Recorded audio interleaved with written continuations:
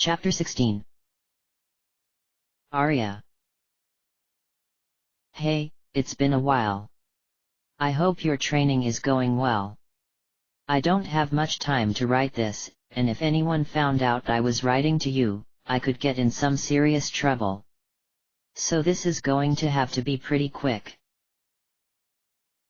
I got a job with mining company I had a deal with before. Now I'm working on site with them, creating and repairing equipment with my blacksmithing skills. We're in that contested area I was telling you about before, which is part of the reason this has to be so quick. My superior would have my head if he knew I was sending you a letter.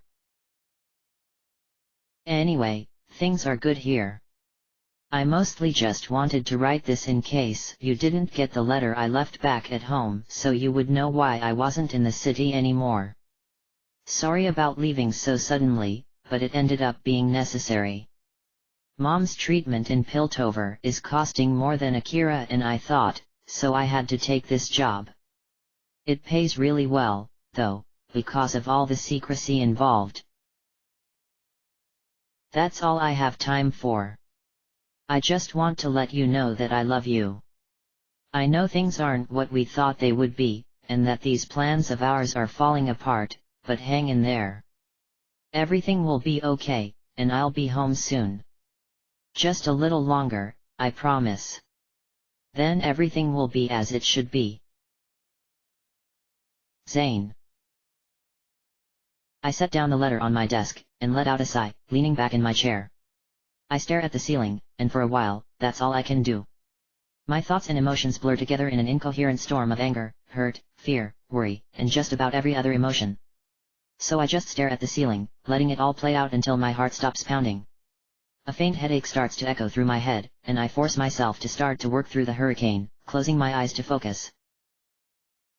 On one hand, I want to believe him, I want to more than anything. He's my brother, and I want to trust him, because if I can't. On the other hand, I don't feel like he's telling the truth. Nothing about his secret meeting in the alleyway that I saw feels right to me. Maybe I was wrong though. Maybe I was just hurt and angry when I saw that meeting, making me extra paranoid, looking for enemies where there are none. But if it's not just me being paranoid. So there it is. What I want to believe, and what I feel. That's what it always comes down to though, isn't it? What do I choose to put more stock in, my heart, or my mind? My back starts to ache, so I straighten my posture for a second before laying my head face down on my desk, and I force myself to clear my mind. I don't need this right now, especially not this early in the morning. Someone knocks on my door, and I get up, quickly grabbing the letter. 1 second. I yell, running quickly over to my bed and shoving the letter underneath it before I answer the door. Molly stands on the other side in her workout clothes, a big smile on her sleepy face. Just wanted to make sure you weren't oversleeping, she says. Oh, thanks, I say, forcing a quick smile. She frowns at me. What's wrong? Nothing, I say, and I get a stern look from her. It's nothing a little breakfast won't cure, anyway. Come on, let's go. She gives me another suspicious look, and then shrugs, leading the way. I close the door behind me as I follow and cast my locking spell while her back is turned. Then I hurry to catch up to her, and we walk to the second sublevel quickly. What do you think Elizabeth's going to do when she sees Sander and Seth sitting with us? She asks, giving me a nervous grin. Probably just give us really angry looks, I say. There's not much else she can do, really. Aren't you afraid that she'll report you to Sadon or Dumont though? Elizabeth asks. Not really, I say, brushing some hair out of my eyes. Fairfax went out of his way to tell us he figured it out yesterday, so I'm sure he already talked to Dumont about it and got it settled. Besides, Fairfax already scolded us, so Sadon can't really punish us anymore without challenging Fairfax's authority. So what you're saying, Molly says, the nervousness disappearing, is we got away with it, and now we get to watch them squirm because we finally pulled a plan over on them. Instead of answering her, I just turn and give her a smile, and I see her eyes glitter in response. Oh, today is going to be a great day, she says, and I turn away, keeping my smile. What I don't tell her is that I'm not completely convinced that the duels yesterday were fake. The things Seth said yesterday bother me a lot. I understand that he was just trying to make me angry, but still, the things he said. Not to mention, it's not like the things he said were complete lies either. I have been keeping myself distant from people, but I've been trying to hide it so no one would notice. So how did he figure it out when no one else seems to have? Maybe Seth was just trying to help me out yesterday, but he could have been trying to take me out. Either way, after yesterday, I can't afford to look at him as an ally for even a second. He's dangerous, maybe even more so than the nobles. At least with them, I know where I stand. From here on out, he's an enemy. Xander too. He may have told me that he was faking during the duel, but that was only after I was halfway to figuring it out myself. I still haven't forgotten the poison either. The poison that came from his lab. After yesterday, I lost 2 allies and gained 2 enemies. That's how I have to look at it, because if I let my guard down for even 1 second, a chill goes down my spine, and I ignore it, choosing to instead prepare myself for the clamor of the lunchroom. It's packed like usual, but the food line is almost empty, so Molly and I go through quickly. Devin and Alex are already at the table when we arrive, and we sit across from them. Almost immediately after I cast my spell on my food, Elizabeth gets up from her table and sits at ours with a smile. What do you want? Molly asks, looking up with a bored expression. Oh, nothing much, Elizabeth shrugs. I just thought I'd sit here from now on now that your table just got so much smaller. Congratulations on the victories yesterday, Arya, by the way. Don't you think losing 2 allies for 2 points is a bit high of a cost though? I look up at her, setting my fork down next to my bowl of noodles. Seth and Xander are coming over to our table with their trays, and I wait for the last possible second before I answer her. Where'd you learn to count? I ask, letting myself smile as Seth and Xander sit down at our table.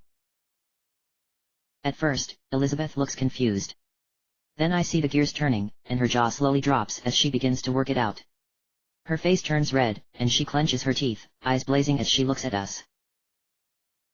You think you're going to get away with this? She whispers. All 3 of you are done once they find out. Oh, they already have, I say, picking up my fork again. Fairfax even punished the 3 of us already. Yeah, Xander winces. His scolding sure was harsh. Elizabeth slams her hand down on the table hard enough to make our dishes clatter, and she leans over towards me, with a sneer. You 3 threw your duels, and if you think you're going to get away with just a slap on the wrist because you're Fairfax's favorite, then you've got another thing coming. Heat flash across my cheeks, and I open my mouth to retort. A sudden laugh interrupts me though, and everyone turns to look at Alex in surprise, who is laughing hard enough that he holds his stomach like it hurts. He takes a moment to settle down, and then he slowly looks at Elizabeth, his eyes bright. Come on, you're smarter than that, Alex says, grinning. That fight yesterday looked and certainly seemed genuine for everyone. Just who do you think you're going to convince that it was thrown? No one, because what really happened was Arya, Xander, and Seth took a gamble that she could beat them in a fair fight, and it paid off. It looked real because it was. Seriously, give it up, Elizabeth, before you do something really stupid. Alex talks slowly, explaining it like he's talking to a little kid, and Elizabeth's face turns scarlet in response. She looks more shocked than anything else though, probably because she's never been talked to like that before. Excuse me. She sputters. Do you think you can just... Alex slams his hands on the table, hard enough to make some of our food spill, and he stands up quickly, a thin, fragile smile on his face as he stares back at Elizabeth. I'm really starting to get tired of this crap, Elizabeth, Alex says frostily. You aren't the only one who can pull off some secret scheme and get away with it, and that's exactly what's going to happen here. We're going to get away with it. That is, unless you want to do something really idiotic like challenging Seth, Xander, and Arya's honor. In which case, I would be more than happy to champion for them against you. That is, if Fairfax doesn't do so first. A dead, tense silence falls on the table as Alex stares down Elizabeth. She looks away from him, her teeth clenched and face flushed, and then she slowly walks away from her table back to her own. Alex watches her go, and then he slowly sits back down, picking up his fork again. I don't think I've ever seen you angry before, Xander says, his eyes wide. Alex shrugs, looking almost embarrassed. Guess I'm a little testy in the morning when I haven't eaten my breakfast yet. Sorry, guys. I smile, and the others laugh. I notice the glares from the nobles' table, but I ignore them and turn back to my food as Alex and Xander get into their usual early morning banter. I use my spell once again before I resume eating, though, just to be careful. A soft cough interrupts us as we are getting close to finishing our foods, and I look to the end of our table. Dumont stands there with a small, apologetic smile, and my heart stops for a moment. Are we going to get in trouble after all? Sorry to interrupt, Dumont says, clearing his voice. I just wanted to inform you that you shall not have to do your daily run today. The only thing we will be doing is meeting for about an hour in the classroom immediately following lunch. Feel free to use the rest of this morning however you like. He leaves then, moving over to the nobles' table next. I let out a breath I didn't know I was holding, and I see Seth and Xander both also untense. I so thought we were toast. Xander sighs with a little laugh, shaking his head. Psh, Alex says. Wasn't worried for a moment. Then why did you almost choke on that bread you were eating? Molly asks with a small smirk. Purely coincidence, Alex waves it off. Besides, if we're pointing out overreactions, let's talk about Devon's. I mean, did you see him jump? Devon looks up from his food where he was obliviously munching on a bun of bread, blinking his eyes in confusion. He says, suddenly noticing all of our gazes on him. What? They laugh as he blinks in confusion, and then lets out a soft little shrug, going back to his food, which only makes them laugh harder. I just shake my head and smile, trying to look like I'm enjoying breakfast as usual. The truth is, I've been keeping my eye on Seth the whole time. So far, he's remained his normal, quiet self. He hasn't done anything suspicious at all, and he smiles and chuckles with the table like usual. Maybe it's just my imagination, but it does seem like he's going out of his way to not look at me. You know, Molly says deviously, snapping my attention to her. If we're really free until after lunch, we should do something together to celebrate. Like what? Xander asks. Well, I don't know about you guys, Alex says, getting up with his tray. But I'm starting off this celebration by getting seconds. I'm going to take advantage of not having to worry about seeing my food come back up again. Fair enough, Molly laughs. We'll discuss ideas while we eat seconds then. I frown at Molly. Something in her tone makes me suspicious of her. She glances at me, and I see a twinkle in her eyes that I've seen a few times before, when she's planning something. Usually, it's been directed at Xander, but I get the nervous, fluttering feeling that I might be something different this time. I'm going to go back to my room, I say, getting up quickly. I have some letters to write. All right, Molly says with a wink. I'll come get you when we decide what we're going to do. I manage not to let out a groan as I leave, heading back to my room quickly. I know Molly means well, trying to get me to have fun with everyone else, but my idea of fun and hers are drastically different. I guess I used to be like her though, active and hanging out with friends, filling up the day with as much activity as possible, but... well... things change, I guess. Now my idea of fun is sitting around and reading a book by myself, or even just listening to the quiet in a relaxing place. Maybe I can explain that to Molly when she comes to get me. She'll probably understand. Besides, I actually do have things I could be doing. I get in my room. Writing letters, hey? Well, I'm definitely not going to be doing that. Still, it was a good excuse as any. Maybe I'll just clean my katana then. That's always pretty relaxing as long as I don't accidentally cut myself. I get out the cloth and cleaning materials and get to work, letting myself fall into a daze at the familiar task. It's not especially difficult, but it manages to take my concentration away nonetheless. I let it, enjoying the quiet and sheen from the blade as I finish. Just as I'm putting it away and start wondering what I should do next, there's a knock on my door, so I put my sword away and get up. I open the door up, and Molly stands on the other side holding 2 items of clothing. Bikini, which I assure you is perfectly normal everywhere else, Molly says with a smile. Or a one-piece. It takes me a second to respond. Seriously? I sigh. What? Don't be angry at me. It's what the group decided we should go swimming. Oh yeah, I'm sure, I say exasperated. Come on, Molly says, blinking her eyes at me in a begging expression. it's just the beach. You got a tan, that pale skin of yours anyway, and it's a perfect way to give a little thank you to the guys for helping you out yesterday. You have a really weird way of thanking people, I say, my face heating up. and my pale skin is why I don't like beaches. I burn too easy. Besides, I like my pale skin. Fair enough, Molly sighs. it does sort of suit you. So am I off the hook then? I ask quickly, but Molly's smile tells me otherwise. But, Molly continues, eyes growing fierce. luckily for you, I have this special cream that you can put on that'll stop you from tanning and being burned. So what do you say, hey? I let out a sigh.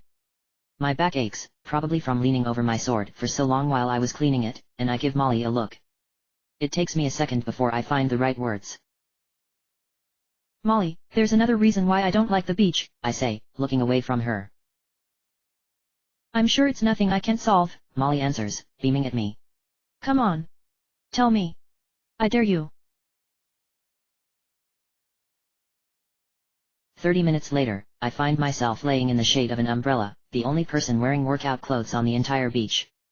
Molly is already in the water, swimming around and calling out to Xander and Alex, but the two of them stand over me with shocked expressions. You seriously can't swim? Xander asks me, the sun shining brightly in the hot and humid morning. Nope, I answer from where I lay in the sand, shaded by an umbrella. Why is that so hard to believe? Arya, you live on an island, Alex says, shaking his head. Shouldn't swimming be in your blood or something? I guess not, I say, smiling weakly at him. Look, you guys go on and have fun. I don't mind, really. I have a book to read anyway. Oh yeah, Summoning Legends, a guide to all magics related to summoning and the truths behind them, Xander reads exasperated. Looks real riveting. To me, I say with a pointed look. It is. Alright, Xander sighs. Well, I guess there's no helping it then. Come on Alex, let's go join Molly. They begin to leave, and I watch them as they go, totally not admiring their backs as I do. Alex must feel my gaze because he turns his head to look back at me, and I find myself blushing lightly as I hurriedly look back down to my book. I was just surprised at how muscular he was. Yeah, that's it. Surprised. It's not my fault that I haven't seen him shirtless before. I let out a sigh. Focus, Arya. Summoning magics. Right. I start to get back into my book, but I find my mind slowly wandering away as I absorb the information.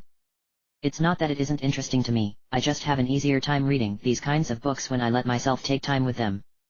So I do, letting my focus slip to occasionally look up at the antics of the three in the water.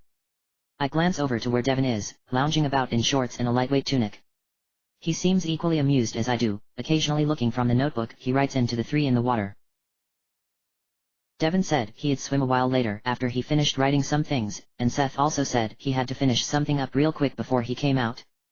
At least I'm not the only one being antisocial. That's something, I guess. Still, I feel bad about not joining them in the water. It's not like I don't want to, but... well, I can't. I feel another stab of pain in my heart, my throat clenching as I try to ignore the shiv of discomfort going down my spine. There's nothing I can do about it though. Nothing. So I just sit and watch, smiling to myself as they play King of the Hill on a small little mud island just off the beach. Alex remains dominant for most of the time, but starts to lose when Xander and Molly go for him at the same time. He barely manages to hold on though, laughing when he suddenly loses his balance and falls for no apparent reason. The three scramble to claim the hill once again, and I shake my head with a small smile, going back to my book. I hear the soft crunching sound of footsteps in sand start to approach me, and I feel myself tense up. Here we go. Let's see just how fake yesterday really was. Seth sits down next to me, wearing a pair of swimming shorts similar to Alex and Xander's. I glance at him from the corner of my eye and then back to my book. My heart pounds in my chest, and I find myself rereading the same sentence over and over again as I wait for him to say something. I close my eyes, taking a deep breath of the salty sea air to calm myself. Aren't you hot in that jacket? Seth asks suddenly, and I snap my eyes open. I look at him in surprise and then down to my workout jacket. Not really, I say, blinking. I guess he doesn't really bother me. He says simply, and then goes quiet. I try to go back to my book in the awkward silence, but I still can't make any progress. I end up closing my book, and looking out to the ocean water. It looks startlingly blue and beautiful on such a clear day, and I try to enjoy it. I've seen it so many times before that it's sort of lost its first-time appeal, and I find myself longing for something different from this normal weather. Supposedly, it should be snowing by now, even in Ionia, but Runeterra's weather pattern is pretty messed up because of the rune wars. It's been a few years since I last saw snow on the ground, and I kind of miss it. It looks so beautiful and pure, oblivious to the darkness and corruption in the world. It's amazing. I'm sorry, Seth says slowly and quietly, breaking my serenity. I hurt you yesterday, and used your emotions against you. If there was any other way I would have taken it, but I just didn't see any. Doesn't mean it hurt less, I murmur, and he nods. I know, he says, taking a deep breath as he looks out to the water. In that moment, it had to have hurt, thinking I turned on you for revenge, even though you know the truth now. My heart beats faster, and I look over to him, watching him carefully. You know, I say quietly. Someone who's skeptical might think that you did turn on me, and that you're just trying to cover it up now. I don't know what I expect him to do, maybe look shocked or hurt, but instead, he just smiles sadly, nodding like he understands. I knew what I was doing when I did it, Seth says, his eyes distant. And I'm ready to accept whatever happens because of it. I stare at him, and I feel anger start to bubble within me. How can he be so calm about this? This is my life and emotions he's playing with, and he just accepts that? Like I'm just some variable he can toy with? How? I ask simply, trying to not let my anger seep in. You know, I get why you did it, why you said the things you said and toyed with my feelings, but what I don't understand is how you could possibly do that. Be so cruel and spiteful to someone you're trying to help. That actually gets a reaction from him. Instead of replying anger with anger, he just winces, and looks down at the sand. I stare at him, my teeth clenched as I wait for him to reply. It wasn't hard, he whispers, and I blink. It's not like what I said wasn't actually there, you know? Like I didn't actually feel angry at you and Alex, like I wasn't just getting my revenge. Somewhere inside me, that's what I felt, and I knew that this duel had to be more than just seeming real, it had to be real. So, I let myself slip. I stopped fighting my anger. I let it take control until I had done what needed to be done. My throat suddenly feels very dry, and I clench my teeth harder as my stomach starts to churn. I'm not going to lie, Seth says, his lips curling in disgust. It wasn't just easy, it felt good.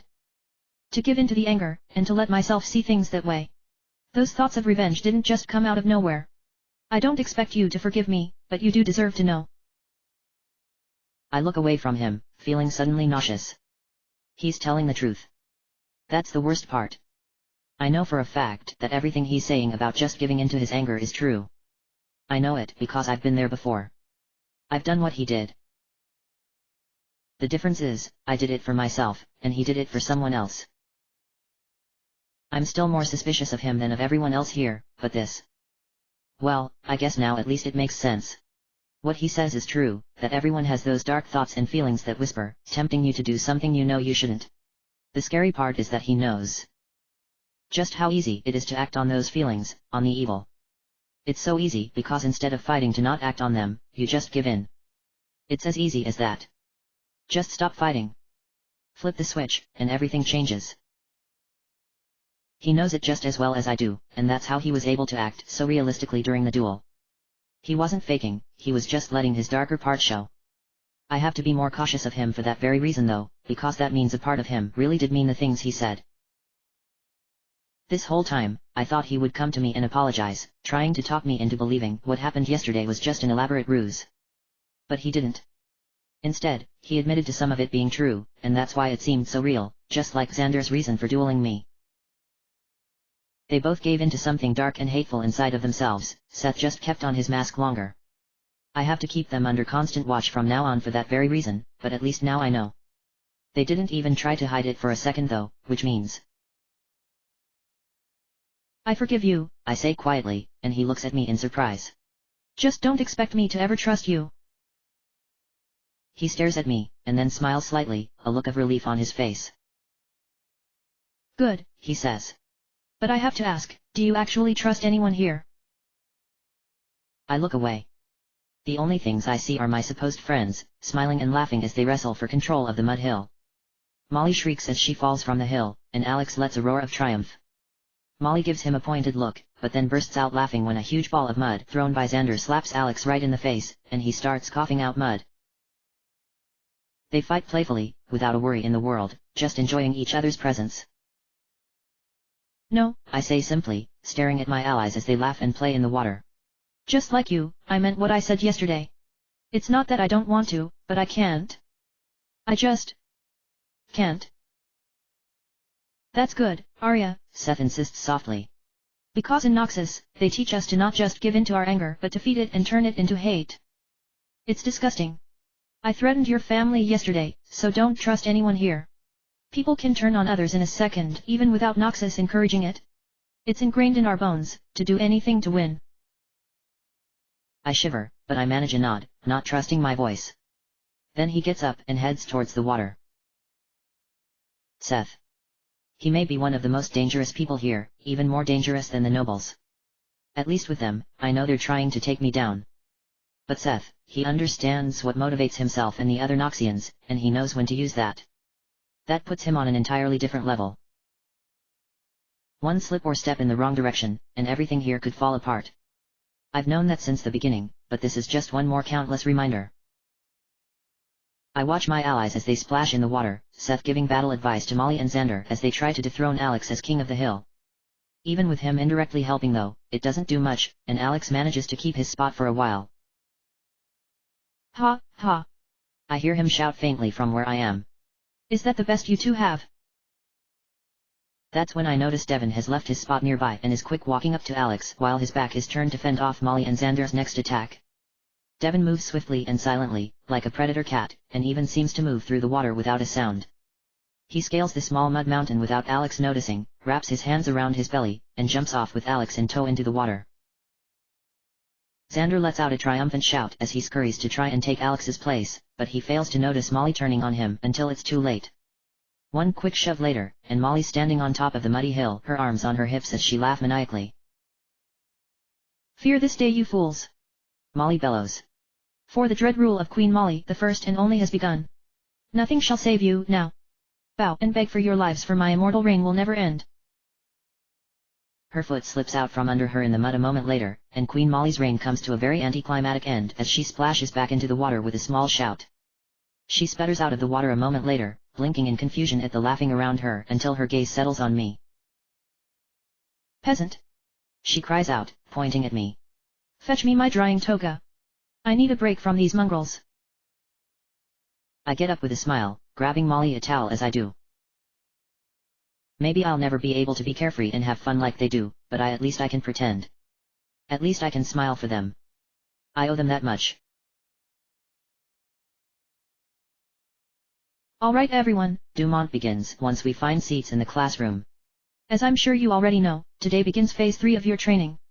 As some of you might have guessed, we will now begin using magics in your training. Today we will focus on using magic in combat, and tomorrow you will learn summoning magic and use it in your first league match. I don't bother trying to stop myself from grinning fiercely, and I see most of the others have the same reaction. Finally. We're finally getting to why we came here in the first place. Everyone else is smiling because they're excited to be able to try it out for the first time, but I'm more than just excited. I'm ready. They may have had me during the duels, but now it's going to be my turn. My specialty. Finally. But first, Dumont says, raising a finger. We must discuss why the League is what it is. So, let us begin with some history. Dumont makes a faint gesture with his hand, and I feel power surge from him, wisps of white energy swirling from his fingers and condensing into a map of Runeterra next to him. He snaps his finger, and red lights start popping into existence and fading quickly all over the map. The Rune Wars, Dumont sighs, gesturing to the map. Led by powerful mages called summoners, 2 major wars played out across Runeterra.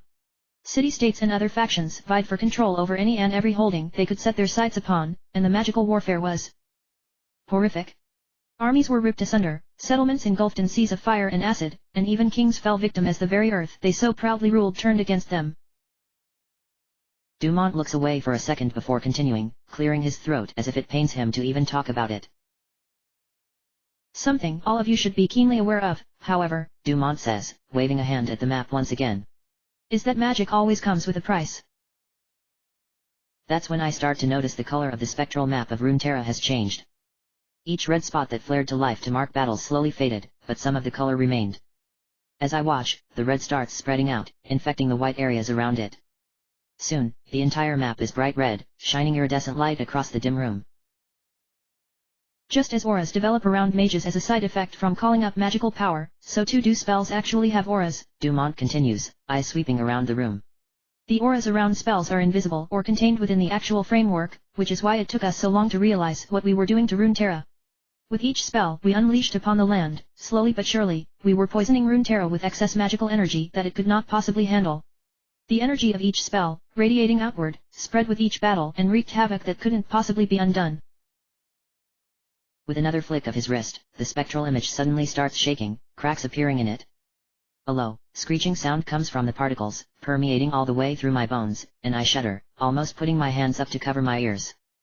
Everyone else seems as uncomfortable as I am, shifting in their seats and twitching as the screeching sound gets more and more intense. Earthquakes and storms of pure magical energy began to run rampant across Runeterra, and it became apparent to everyone that another rune war would be the end of everything. The land we fought over would no longer exist. So, a conference of mages was called to come up with a solution. This is where the league was first conceived. The map suddenly breaks into thousands of particles, shimmering for a brief moment before vanishing.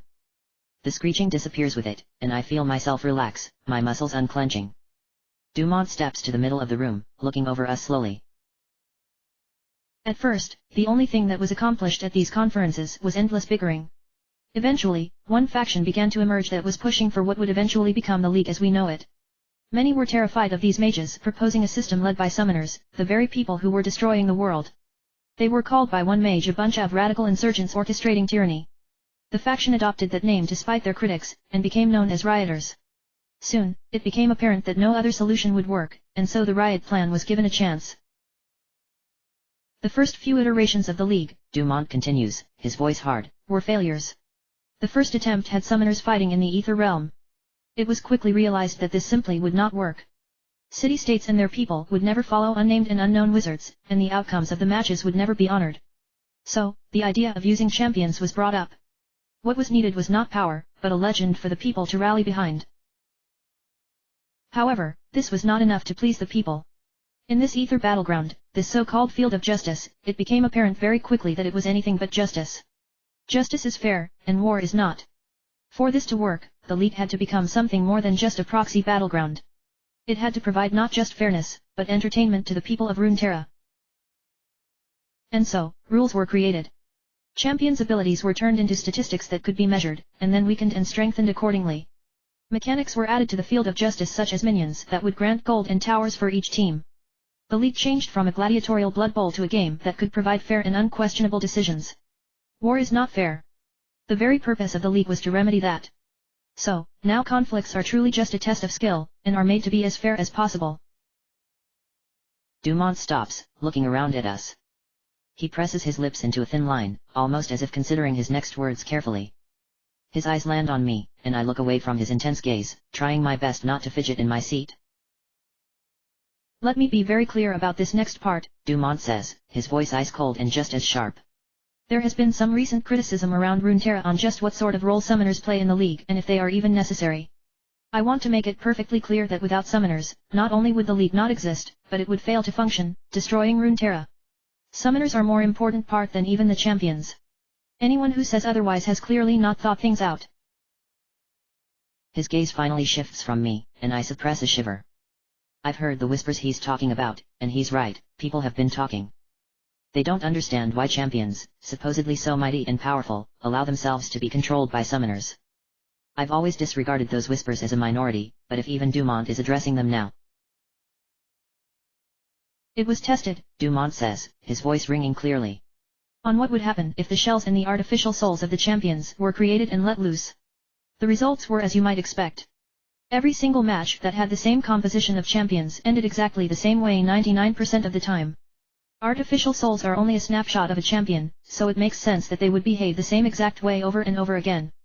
They would never learn from a matchup or mistakes, so how could anything be different? They are simply mindless, soulless creations without a purpose. This is part of the reason why summoners are necessary. They provide the variable. With a summoner in the match giving instructions to the champion on what lane to go to, what items to buy, and when they are strong enough to take down an enemy champion, they act as strategists. They are the generals, giving orders to the champions they control. That is why summoners are necessary. Without them, nothing would change. It would be the same battle with the same results over and over again, the only thing changing would be the champions involved. It should be noted at this point, Dumont says, holding up a finger, that summoners have one other job. They are responsible for creating the shell of their champion and empowering it. As the match goes on, it is the responsibility of the summoner to provide the champion with the proper stats based on the champion's level and items. Other than that, they play no part.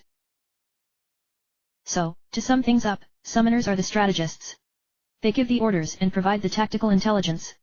The champions provide the legend and combat experience. While the summoner tells the champion which lane to go to and when to pick a fight, it is completely the champion who does the actual fighting.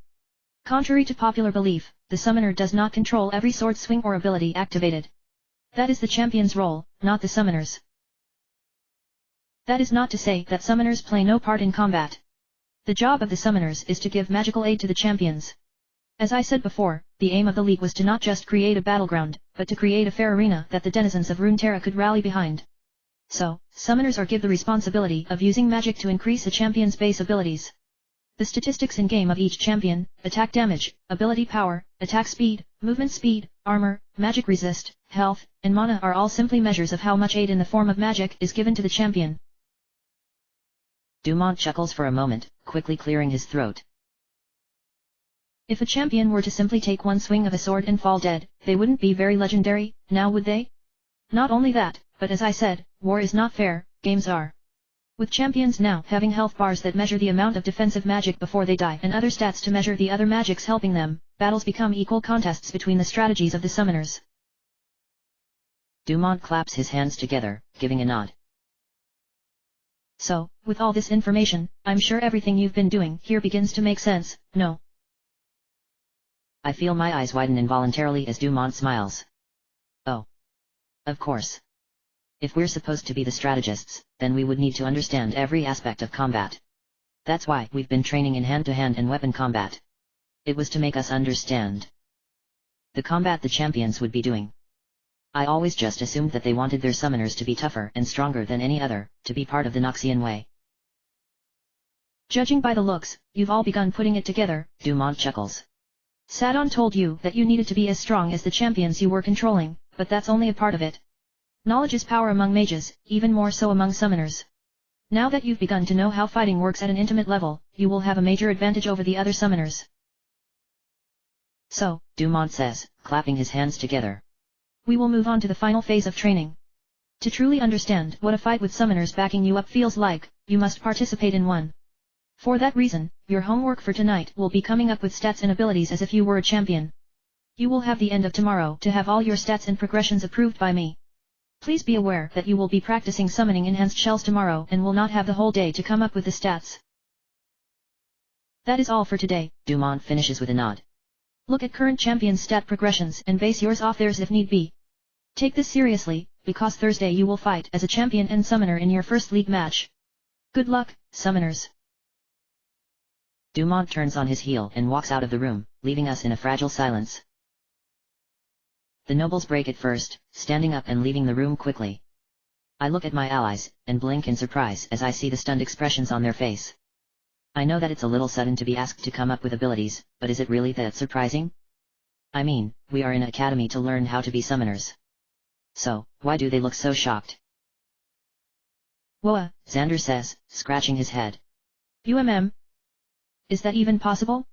To be the champion and summoner? Yeah, I say quietly, surprising everyone. Instead of having the summoner's top-down view, you just have the view of the champion with the HUD. HUD? Molly asks, raising an eyebrow and turning in her chair towards me. Heads-up display, I answer with a shrug. It's what they call all the information the summoner can see, like the map, champion stats, and stuff like that.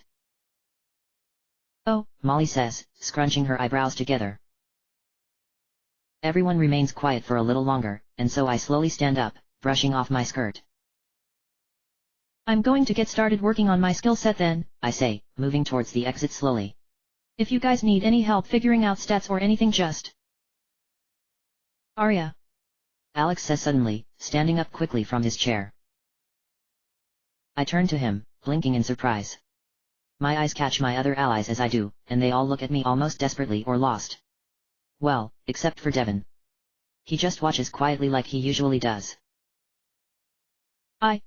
Alex says, scratching his head and looking away timidly.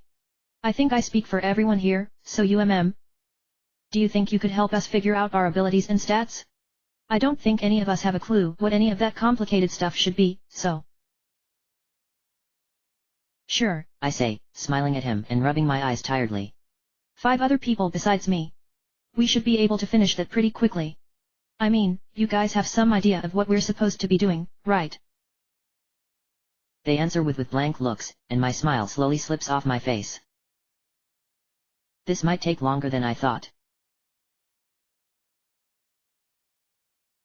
I walk towards Dumont, who sits at one of the desks in the room with a stack of papers in front of him. He looks up at me, and smiles softly, gesturing for me to pull up a chair.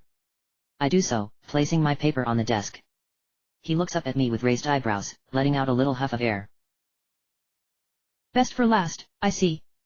He says, amusement echoing in his voice.